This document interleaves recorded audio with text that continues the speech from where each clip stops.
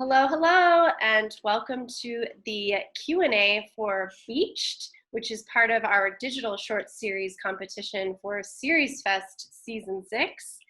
And you will have just watched what I can only describe as a WTF moment for a lot of people. And we have a lot to dive into here. But I want to first introduce the creators. We have Sean. Sean, you want to give a wave? Hello. And Nick joining us, both from LA. Hello. And so, yes, I actually met you guys through other virtual programming with our friends at South by Southwest, and you pitched your project in our pitchathon. I'm curious what pitching this project has been like for you guys, because it's so unique, and I feel like the visuals are very key. So, talk about your experience, like, pitching this and taking it out into the world. Yeah, pitching it has been more of an experience of like, please watch it, because it's hard to pitch it. I mean, we have a pitch deck, we have a pitch ready, but I do think it's something that is easier to watch, and we do have multiple shorts, and so yeah, it's hoping that people actually like click the links and watch it. Yeah, definitely. So once you've clicked the link and you watch it, if you've only seen the pilot, you do have that like WTF feeling. So I'd like to know from you guys, like, what drew you to create such a specific world? And there's definitely a very particular like heartstring message here. So I'd love to hear about the genesis of this project and what drew you to create it. Well, I guess it kind of started from Sean and I had always wanted to make a creature project, something that heavily involves like practical effects, and like we're huge Ninja Turtle fans, Hellboy fans, and Wolfman, the Hulk. Like, we wanted to do something that was like a creature, but we didn't know what it was yet. So we had like at one point it was like a mermaid movie where Sean was going to play a mermaid who like was like sleeping in this bathtub, and these two boys were just like taking care of him. It was kind of this like weird, like, pour more water on me, just this weird thing. We didn't know what it was. And then when with the company Active Pitch, I was working with them, creating content with them, and so I made a web series called You're the Snake that had gotten to some festivals. It was like a sci-fi comedy, kind of superhero fantasy, and they liked that a lot. They wanted to do a season 2 of that. But then when Sean got involved, we just completely changed everything and made Beached instead. So it was just his and my original idea. And so, yeah, I mean, we wanted to make something about a creature that, was like kind of like in a way Barney, like a really horrific, disgusting looking Barney, but that is very sweet and very loving and genuinely cares about people. And we kind of want to do like the super heroic, but that was never in our mind of like doing a superhero thing. It was more of like, let's just make something about a character who's just loving and kind and spreads love to everybody and lifts you up and builds up your confidence, but should look terrifying, but have like, a heart of gold. Yeah. Yeah.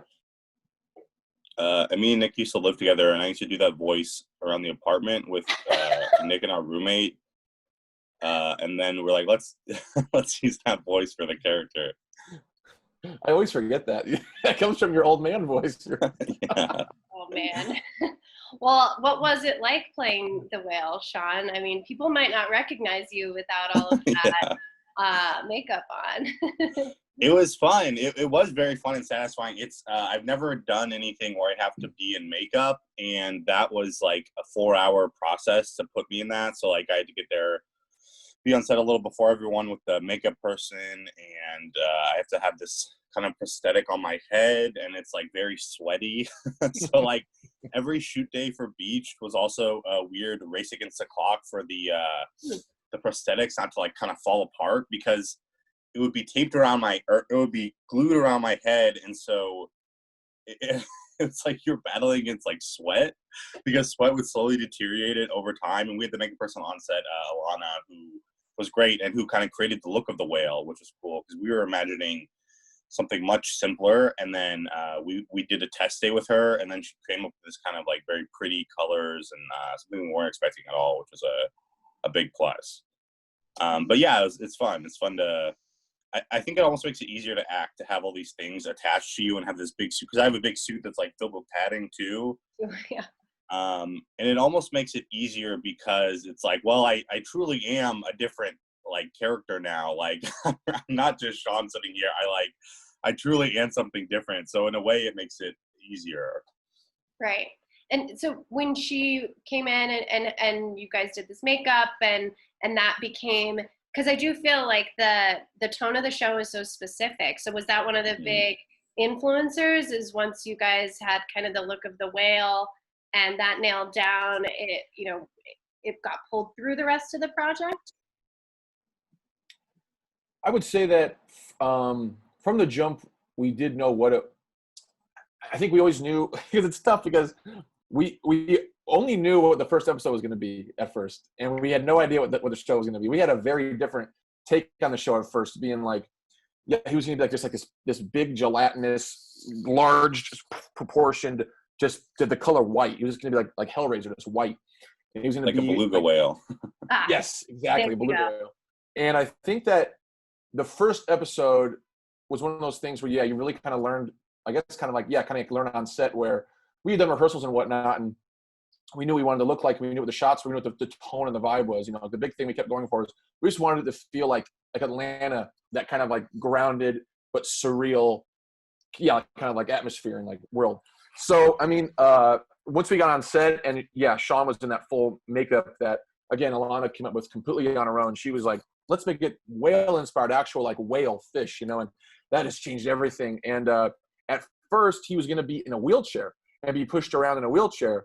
And then someone had the idea, maybe it was Sean, that was just like, it's funnier if I'm on the ground crawling around. So we rethought all of the shots on set, because we were like, you're right, he should just be on the ground. There's no, the wheelchair is, that's right. That's not, you know, and you don't want to, you know, elicit any whatever. So, you know, it's like, just make it, yeah. And him crawling on the ground, it's really made it a creature movie, and it's really made Sean a creature. And yeah, I guess like a long answer to your question. And then through making it, I feel like we discovered that we could go further with it, because so we shot the first episode all in like a few days, but then like when he goes into that purple goo world, that was actually shot maybe over a year later. And that was kind of lessons that we learned through making the other episodes, which were like, oh, we can be like, because we had a very low budget for this, but we were like, oh, we can, if we get all the right pieces in place, we can look a little high production with our very low budget. If we just like, you just kind of have to like say you're going to pull it off and then just like do it. And I think that was something we learned through the rest of the series. And then we went back and shot this this kind of cool looking piece for the first episode, because like, oh, it still needs something. And then, yeah, through the rest of the series, we had learned like, well, I think we can pull this off with like almost no money.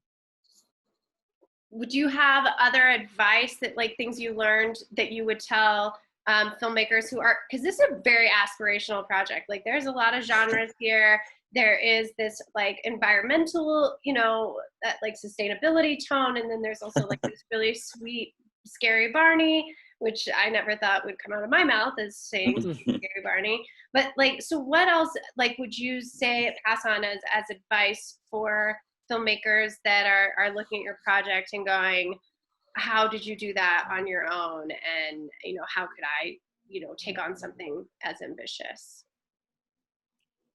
You know, I, honest to God, a huge part of it is having so many friends who believe in you and believe in your voice and believe in your project and are willing to work for little to no money. And I mean, everyone took some people worked for free and some people worked for like super low rates. And I know we are so grateful for that, because honestly, I mean, yeah, the show would not exist in its form at all if people weren't just willing to spend their hours and time for free or for little money on this thing. You know, I think the biggest advice is like, find good people to be around and find good friends and find people who are like-minded, who will help you, and you have to help, and you help them, and you know, just honestly just really positive, loving relationships that like are real, genuine friendships, not just like, yeah, I don't know. Yeah, don't, whatever. It's easy to say. Don't use people, but like, yeah, like form genuine friendships with people and be there for them, and they'll come be there for you.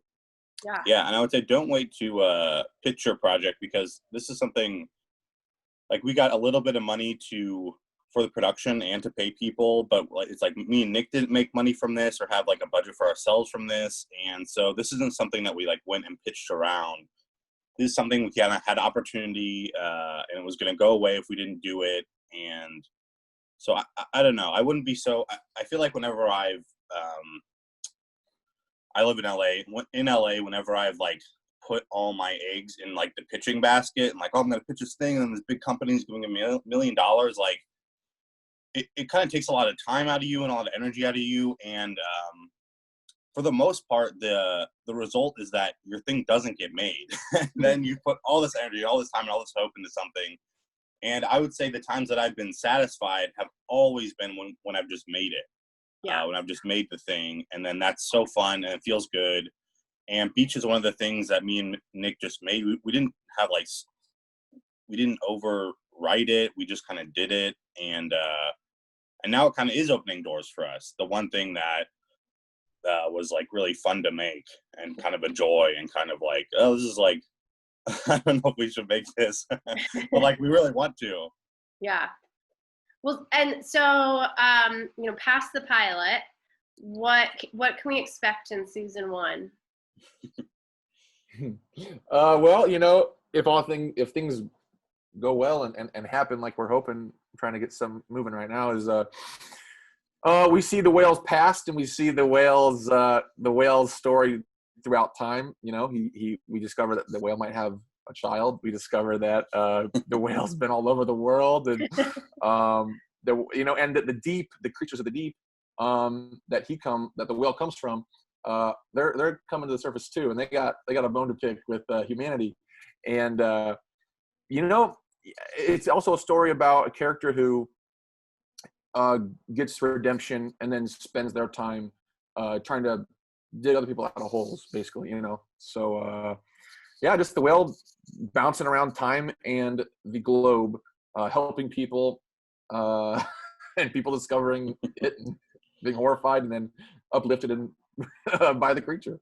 I love it, you guys. It's like super unique, and getting to know you guys, it definitely speaks to your personalities, and you should be very proud of yourselves. Like, this is such a cool achievement, and I think that anything that makes an audience uncomfortable is like my favorite thing to program, which definitely happens a lot in horror and thriller genre, but you guys gave it such heart, and definitely make you go, oh. And I mean, Sean, I feel like I should have made you do the whole thing, the whole Q&A in the voice of the whale. Totally missed that opportunity. But maybe we'll do it together in person. And thank you for having us be a part of SeriesFest. It's been nice to have during all this. Yeah, thank you very much. Yeah, thank you guys again. And as I teased earlier, I will be in touch so much. It's like, you'll be like, Claire, can I just have a moment to talk to my actual friends and family? And I'll say, what? No, I'm your friends and family now. That's great. Great. Well, thank you guys again, and talk soon. Thank you so much. Thank you very much. Yeah, thank you so much. Bye.